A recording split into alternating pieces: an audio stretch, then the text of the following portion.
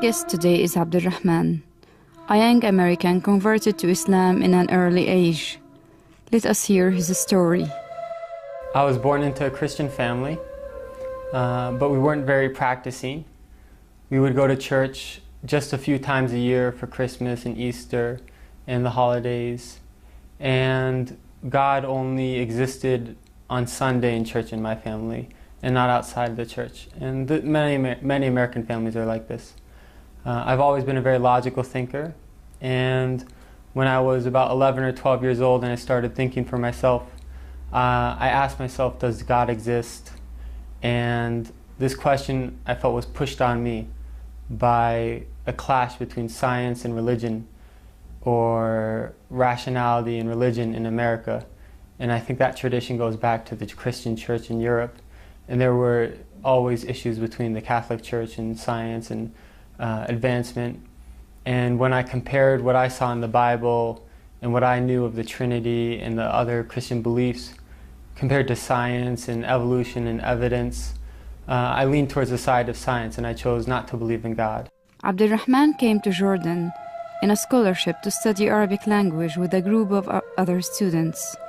Among them is Jalal, who lives with Abdulrahman in the same apartment. My first exposure to Islam was when my friend in high school became Muslim. And he's also my neighbor, Michael Dan. And when Michael became Muslim, he changed a lot. Before Islam, he was doing a lot of things that were messing his life up, and he was really going down the wrong path. And he became Muslim, and when he was only 15, and he changed, and he left a lot of the things he was doing, he picked up a lot of good habits. And I asked him, what forced you to change? What made you change and become like this? And he explained that he's Muslim now. And at that time, this was before September 11th, people in America really didn't know a lot about Islam, and even today they don't know a lot. And I asked him, what is Islam? Who are Muslims? And he explained to me about Muslims, and I was surprised that Islam is very close to Christianity and Judaism. And it made a lot of sense to me that there's one God and there's prophets and messengers, but none of the prophets have divinity. Rather, they're just sent by God and they're humans like us. And I didn't really want to become Muslim at that time, but it just made sense to me logically. After a while, I read a book called The Autobiography of Malcolm X. And in that book, I really appreciated the image that Malcolm X presented of Muslims, and I wanted to become Muslim after that, because I saw in Islam a solution to racism and a lot of other problems in America. But I didn't believe in God. However, I read a passage where Malcolm X said, if you take one step towards God, he takes two towards you. So I left eating pork, and I left some of the things that are prohibited in Islam with the intention that God guide me.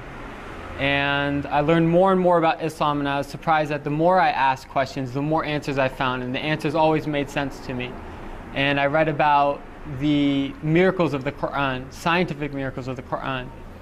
And they're many. I got to know Abdulrahman through a program funded by the State Department called the Critical Language Scholarship, in which we spent 2 months studying in an Arabic country, and it happens to be Amman, Jordan this year. And so this is where I got to know Abdulrahman first. I actually first met him at an orientation that we had in Washington, D.C. Several things that I think are very special about Abdulrahman was that, number one, he converted to Islam, but he converted with a knowledge of Islam. He's not a convert that doesn't know anything about Islam. He's one that's serious about studying Arabic. He recites the Quran on a regular basis. I always see him reciting the Quran before class. Usually in his free time, he'll be reciting the Quran. He does it very serious about how he pronounces the words, how he speaks, how he engages with everyone else. One thing I did also notice is that a lot of students are very interested about learning about Islam. They're interested to know, and then to know about Islam, and Abdulrahman is able to engage in a lot of dialogue. And so obviously Islam is a very important issue, especially among American students. And Abdulrahman, more so than I've seen many people, even many Muslims in the States, he's openly willing to engage in conversation. He's open if someone has a question about.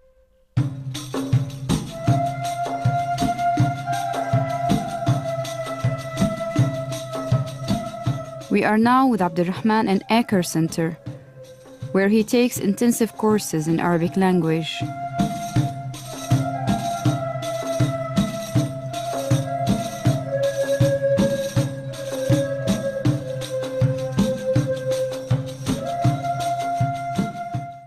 I'd like to add that Islam is the most beautiful thing in my life and the source of all goodness. It's a message that every soul finds tranquility with, and a sense of purpose and fulfillment and true happiness. And I encourage everyone to take a step towards God, and they'll find that God takes 2 steps towards them. Because this is a light from Allah. In any way you look at the light, it comes out to be true. And so if you ask questions and you prefer to look at it from science or from your soul or from people, go whichever way you want, and I'm sure that you will find that this is the message you've always been looking for.